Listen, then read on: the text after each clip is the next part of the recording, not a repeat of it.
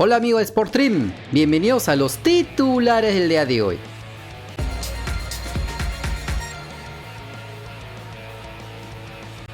Por la jornada 9 de la Serie B de Italia, el Cagliari de Gianluca Lapadula le ganó como local por 2-1 al Brescia. El delantero nacional estuvo en el banco suplentes, lastimosamente no ingresó en todo el partido, ya que su equipo no lo necesitó en el inicio porque lo ganaban con facilidad con los tantos de Alessandro De Iola y Cito Lugumbo en apenas 30 minutos de juego, y al menos este último está siendo el mejor jugador de su equipo con 2 goles y una asistencia, en desmedro del Bambino con quien compite el puesto de 9 titular del equipo rossoblù. La cosa es que luego de esto se dedicaron a defender su ventaja, por lo que el ingreso del ítalo peruviano no era el adecuado. Al final, pese al descuento de Giacomo Holzer, los 3 puntos se quedarían en casa. Con este resultado, el equipo de Cerdeña vuelve a la victoria luego de 3 partidos, por lo que ingresan a la zona de playoff de ascenso con 14 unidades y en su próximo partido visitarán al Bologna por los 16avos de final de la Copa Italia, donde esperemos que el Lapagol vuelva a ser titular y anotar algún tanto, si no, empezarán a caerle las críticas con más fuerza. Por el partido de la tercera ronda de la Copa de Portugal, el Marítimo de Perciliza perdió por 4-2 en su visita al Club Deportivo Mafra de la segunda división del país luso. Como se los avisábamos ayer, el delantero nacional nuevamente fue convocado yendo a bancos suplentes y tal como se los anticipamos, hizo su debut esta vez a los 110 minutos de juego, ya que tuvieron que irse a la prórroga tras igualar un partido increíble que lo venían ganando por 2-1, ya que se lo empataron con el tanto de Murillo a los 94 minutos de juego, por lo que Perciliza entró en teoría para que se lleven la victoria y no hagan un papelón más en la temporada. Lastimosamente su equipo no juega nada, por lo que tuvo pocas pelotas en ofensiva, apenas hizo un par de corridas, pero no mucho más. Incluso tuvo que bajar a su campo para tocar la pelota. Encima de todo, el rival encontró 2 goles más en pies de Luca, el mismo Murillo, por lo que no fue el mejor debut para el delantero peruano en eliminación de su equipo.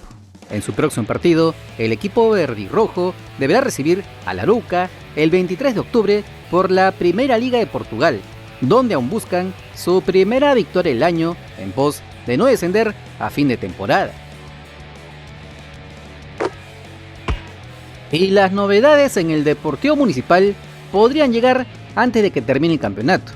Ya se sabía que luego de la salida de Hernán Lisi estaban siendo dirigidos por Juan Pajuelo solo hasta el fin del torneo clausura, por lo que el nuevo entrenador junto a la gerencia del equipo edil debían confeccionar la plantilla del próximo año. En esa línea, el equipo lasurero ya habría elegido a su nuevo estratega. La información la trae el periodista deportivo Marcelo Merizal. El argentino Ángel David Comiso es el principal candidato en Deportivo Municipal para asumir la dirección técnica de la academia en 2023.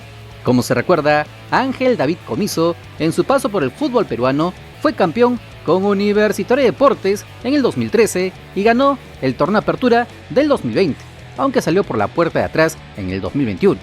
Ahora podría regresar a un equipo de la banda donde las cosas no andan bien y con su portero Diego Melián, que ya les comunicó que solo estará hasta fin de año.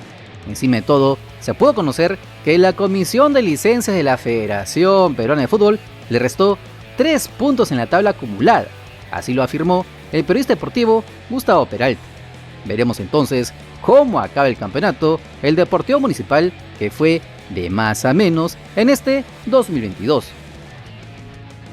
Sin embargo, no sería el único equipo con la resta de puntos en el campeonato, ya que esta mañana amanecimos con la noticia de que la Comisión de Licencias de la Federación sancionó al club Sport Boys del Callao con la deducción de 8 puntos por deudas contraídas en los meses de julio y agosto. Así como lo escuchaste, 8 puntos. En ambas resoluciones se argumenta que el club rosado cometió infracción a la capítulo 1 del artículo 76 del reglamento de licencias correspondiente a los meses de julio y agosto. Por ello, se le sancionó con la deducción de 4 puntos, 2 por cada mes. Esto se verá reflejado en la tabla de posiciones acumulada del campeonato de la Liga 1 2022. Además, les meten una multa ascendente a 4 UITs por haber incurrido por séptima vez en dicha infracción.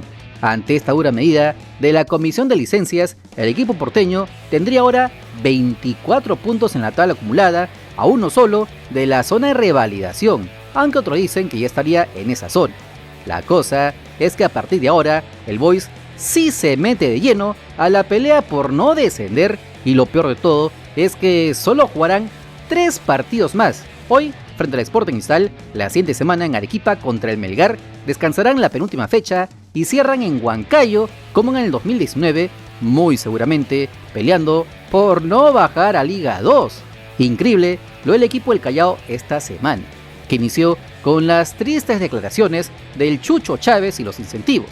Luego su técnico, Juan Alayo, trató de tapar a su jugador, pero fue todo peor. Luego salieron los sueldazos de algunos futbolistas del Boys, y ahora esto. De verdad que es increíble la situación del Boys, pero como lo decimos desde hace tiempo, lo más importante en el fútbol ocurre fuera de las canchas. Allí se pueden ganar o perder partidos o hasta campeonatos. Y hasta ahora el Boys está perdiendo por goleada con los terribles dirigentes que ha tenido en toda su historia.